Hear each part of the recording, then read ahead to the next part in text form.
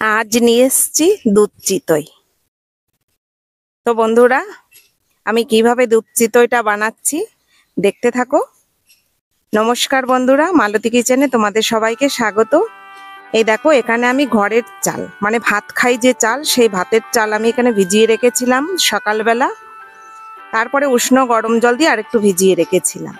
তো এখানে দেখো, মিক্সার মেশিনে দিয়ে দিলাম। একবারে মিহি করে বাটা, যেইভাবে মশলাটা বাটা হয় ঠিক সেইভাবে আমি বেটে নিয়েছি চালটাকে। দেখো, দেখলেই বুঝতে পারছো। আর এই চালটাকে যখন বাটতে হবে একটু যেন জল থাকে, সেই অবস্থাকে চালটাকে বেটে নিতে হবে। তো আমি সোজা চলে এসেছি ছাদে। প্রথমে দেখো, এখানে আমি বাটিতে করে একটু তেল নিয়ে নিচ্ছি আর একটা টিস্যু পেপার নিয়ে নিচ্ছি। ওই যে মুছতে হবে কাপড় বা ন্যাকড়ার বদলে আমি এটাকেই ব্যবহার করি। আর এখানে উষ্ণ গরম জল, সেখানে আমি নুন দিয়ে দিচ্ছি।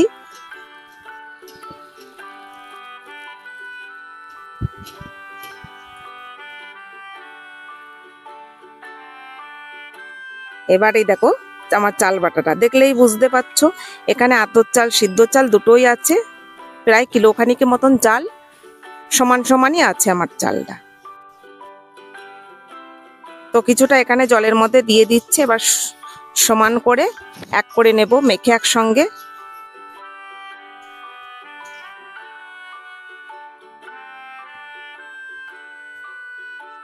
দেখো সুন্দর করে দেখো গোলাটা এইভাবে ঠিক 7 ফিটের ব্যাটারটা হবে, তোমরা সকলেই জানো। কিন্তু যে এইভাবে মিক্সিতে চাল ভিজিয়ে ভেজা চালে যে সুন্দর চিতই পিঠে হয়, খুব ভালো। তো দেখো, এখানে আমি ছাঁচ বসিয়ে দিয়েছি আর একটু তেল দিয়ে টিস্যু পেপার দিয়ে মুছে নিচ্ছি। আর ছোটবেলা শুনতাম পিঠে হয় মিঠা ঝালে, মানে জালটা সুন্দর হতে হবে তবেই পিঠাটা ভালো উঠবে।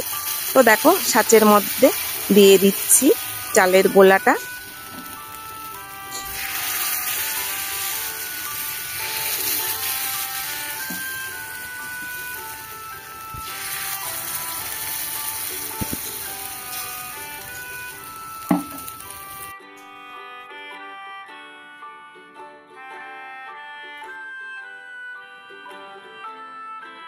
খুব কড়া জাল হচ্ছে।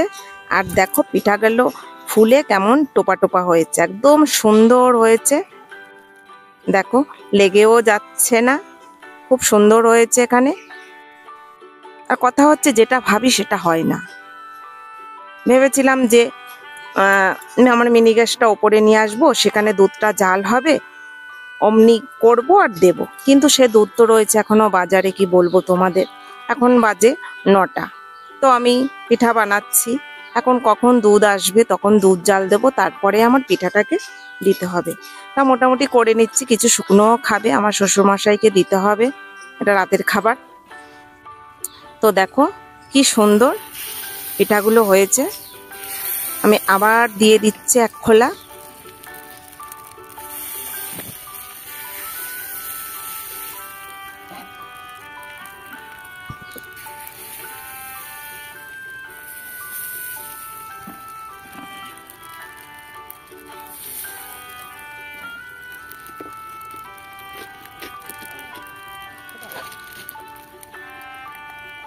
দেখো, এখানে আমার কতগুলো হয়ে গেছে, একদম দেখলেই বুঝতে পারছো। আর একদম নরম তুলতুলে হয় এই পিঠাটা।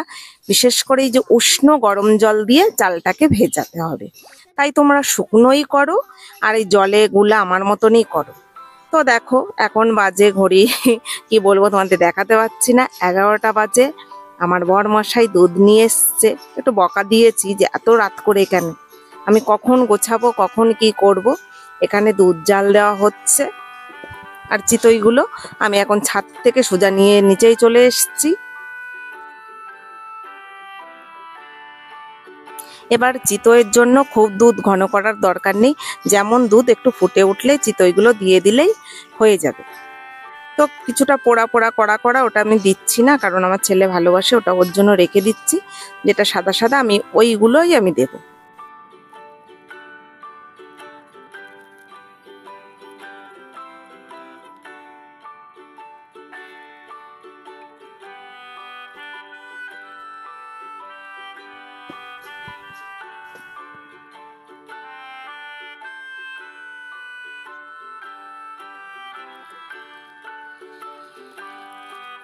তো দেখো দেওয়ার সঙ্গে সঙ্গে মোটামুটি যা ছিল কিছুটা রেখে হাঁড়ি ভরে গেছে।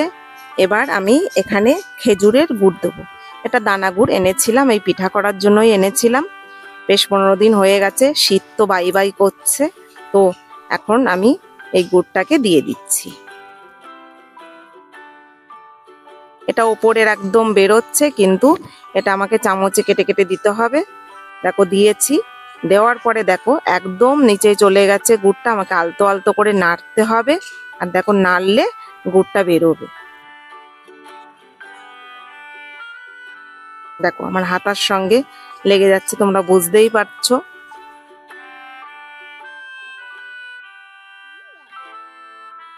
একদম ঠিক ছোটবেলায় যেমন মা চিতই পিঠে বানাতো, সেই দুধে ভিজিয়ে রাখতো, সকালবেলা উঠে খেতাম, যেন একদম কি বলবো একদম টোপা টোপা হয়ে থাকতো।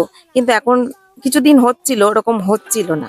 তারপরে দেখলাম উষ্ণ গরম জল দিয়ে যখনই চালটা ভেজাই, তখন দেখি সেই টোপা টোপা ভাবটা আসে।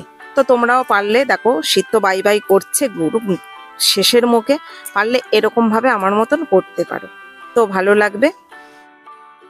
আমার চিতই রেডি, দুধ চিতই রেডি। আর ভিডিওটা ভালো লাগলে লাইক কমেন্ট শেয়ার সাবস্ক্রাইব করে পাশে থেকো। দেখা হবে পরের ভিডিওতে। ভালো থাকো, সুস্থ থাকো, ধন্যবাদ।